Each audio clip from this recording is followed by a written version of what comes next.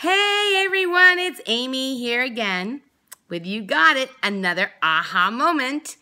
All right, for some of you, you know that I am working through financial beliefs that are no longer serving me.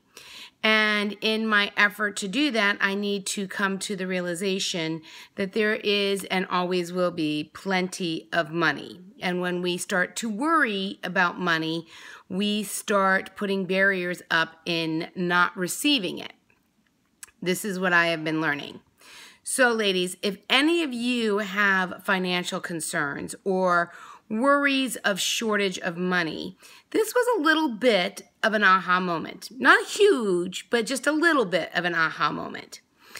And I was listening to, once again, Abraham Hicks, which is actually Esther Hicks. For those of you who know this particular speaker, it's Esther Hicks, who is, for lack of a better term, channeling her inner source named Abraham, who enlightens us with things that we should know.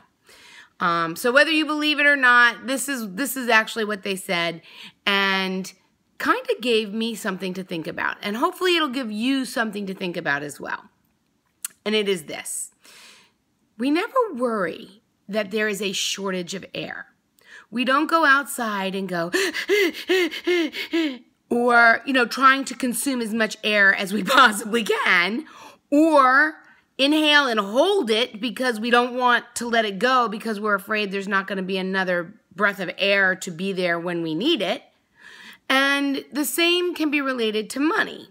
So instead of holding our breath and going, oh, and trying to, hold and get as much air as we possibly can and never let anything flow out of our lives, the thought was that we are a conduit. Money flows in, money flows out. Money flows in, money flows out. It flows through us. Not to us or away from us, but through us.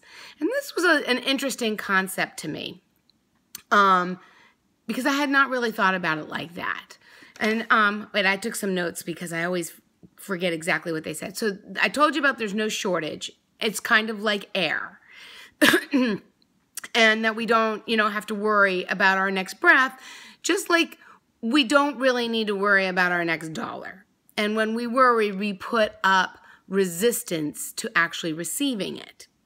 So she had somebody in her audience do this game that if you had an unlimited supply of money, all the things you would buy.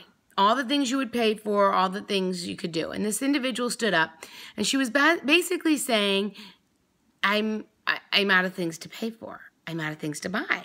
I'm out of things to reimburse. I've already bought a couple of houses, a couple of cars. I paid off student loans. I paid off all my debt. I filled up my retirement. And So then she started watching lifestyles of the rich and famous to maybe get a glimpse at some of the things that they spend their money on, thinking that she would get some insight and some inspiration on this game. And she said what she found was that they weren't really happy. And what Abraham said was, are you enjoying playing this game? And she said, well, I did. And she goes, not did, are you? And what it boiled down to, ladies, was that having so much money actually caused her stress, because once she paid for all the things that she really thought she wanted, and all the things that she had already paid and was on credit and paid those off, she felt guilty about spending money. So then Abraham asked, all right, if you had $220,000 sitting in the bank, and you happened to walk by and you saw this beautiful piece of jewelry, and it was $200,000. So you have it in the bank, you have plenty of money to pay for it. Would you buy it? And if you bought it, would you think it'd be frivolous and almost feel guilty about it? And she would. And I thought, I probably would too. I don't know about you, but I would feel guilty paying $200,000 for a single piece of jewelry. That's a lot of money. Even if I have it, that's still a lot of money. It's like inconceivable. And what Abraham was saying was, you're still operating from a shortage, from a scarcity, from a fear of not having enough money. And instead of looking at it as frivolous because you wanted this piece of jewelry and you bought it and you had enough money, why don't you, I need to quote it because I thought it was so insightful, ladies. She said, consider yourself a philanthropist. Get that, a philanthropist who fills your life with things you like.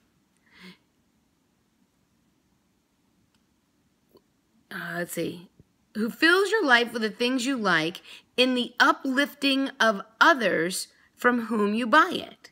In other words, if you were to have bought that $200,000 piece of jewelry, you would have then, some of that money goes to the store owner. Some of the money goes to the people who brought it to the store. Some of the money goes to the designer. Some of the money goes to the people who went in the fields to get the gemstones or gold or silver that was used to make it. And so you are then, the money is flowing through you onto them, and they're able to put kids through college, they're able to put food on the table. So when you're buying things, instead of thinking it or feeling guilty about it, especially big ticket items, which, to be honest, ladies, my husband bought me a shirt years ago and spent $100, and I felt so guilty I made him bring it back. Because I was like, oh my God, I could buy like 5 shirts for that amount of money. And, things were a little bit tight back then. But I also was operating from a mindset of scarcity. And to be honest, yes, there have been times in our life where there wasn't as much money as I would have liked. It made me feel like I needed to hold my breath, hold all the air I could, hold all the money I could, for fear I didn't know when the next one was coming in or if it was going to be enough to pay for something. But doing that didn't make the money flow any easier. So letting it go might not make it flow any tougher. And so that was my aha moment. My aha moment was that we are a conduit, that money flows through us, that when we sit in fear of scarcity, we create scarcity. And when we let it go, that more money flows into our lives so that it can flow through us to others to enable them to then provide for their families.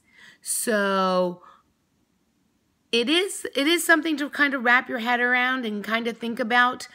It isn't like a huge light bulb, but it's something to ponder and something to consider, that perhaps those in this, especially during the holidays when some may be on really tight budgets,